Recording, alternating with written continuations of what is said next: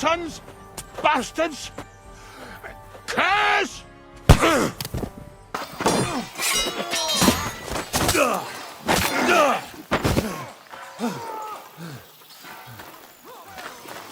Hans? Hans! Look at me! Hans! What?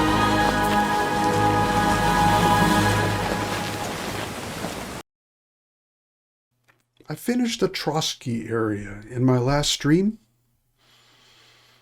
I went down to Nebakov Fortress and I witnessed betrayal in so many directions it made my head spin. I ended up feeling like my pistol had been yanked so hard it's not even attached anymore. I had some really strong reactions and feelings through the whole episode, and I came away both really impressed by the creativity and the hard, uncompromising tone in the writing. The more I thought about it, the more I realized that this never was and had no intention of becoming any kind of a happy ending story. They are telling a tale that is complex and fascinating, and it covers a wide range of topics that do include pleasant, happy, and funny moments, but that is in no way the end goal. This is not a hero story where the good guy goes through hell, gains in strength and wisdom, and then sets everything right in the end. We humans, we really like and prefer that hero story. It ends so well, and we go to sleep happy after we hear it, because we reassure ourselves that all the troubles in the world, they just might get a lot better. We just have to wait for our hero to arrive and fix everything.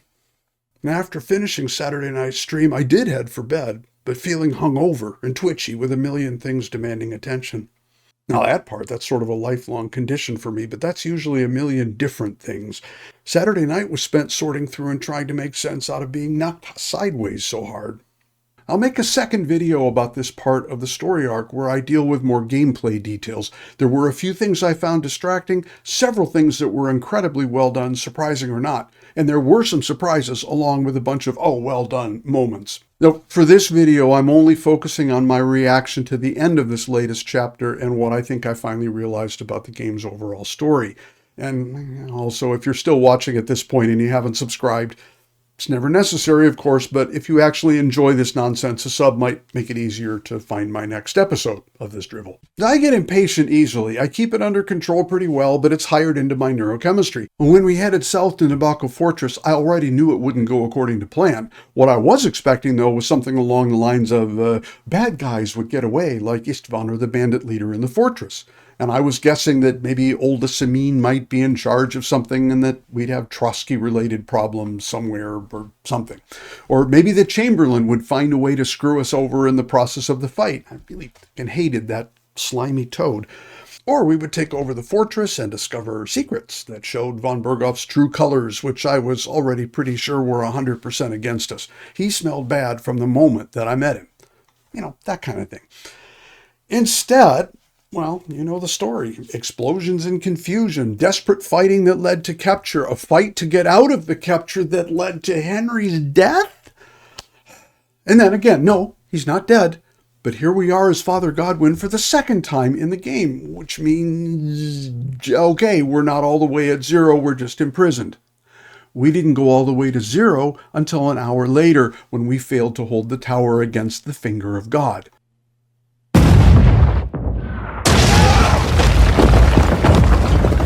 And then we grubbed around getting out of the dungeon and out of Trotsky. And by then, I was so done with it all. I was so mad about getting thrown down on the ground that I killed every last soldier across my path until we left for Kuttenberg. So I lay awake for a long time on Saturday night, processing. And I wandered around a good bit of Sunday, still processing. It seems like everybody else in the world just sees this funny game with drunk Henry getting branded and executed. Get your pickpocketing skill up early so you can just grab all the groschen and gear up. How do we best help Bohemia? And here I am, all genuinely disturbed with where I've gone. But now I understand. It got so frustrating because deep down in my soul, I want to win, but I can't.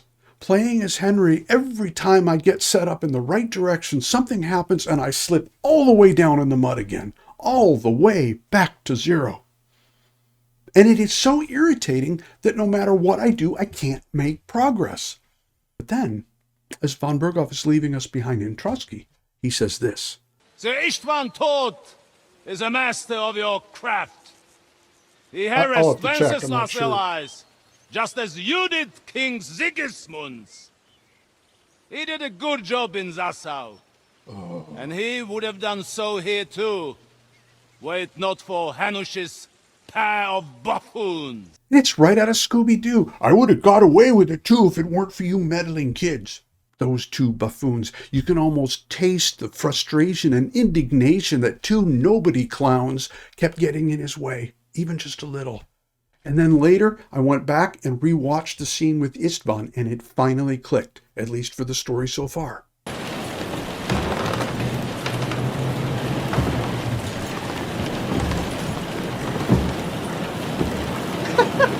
This is the best!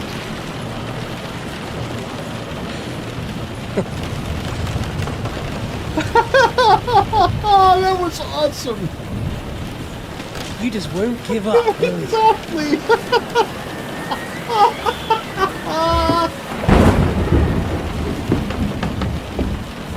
You know, I actually like that about you. Istvan stands in his tower, fully in control, and here comes Henry again.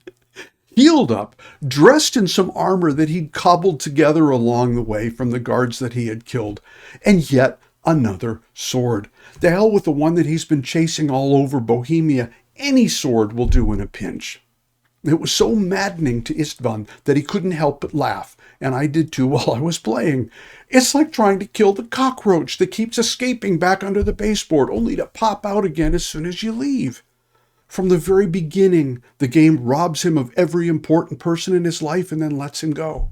He builds himself back up in the first game, and then we start the new game, and he loses it all again by a pond, running naked from bandits, and then kicked even lower by guards in a tavern. And that is Henry's role.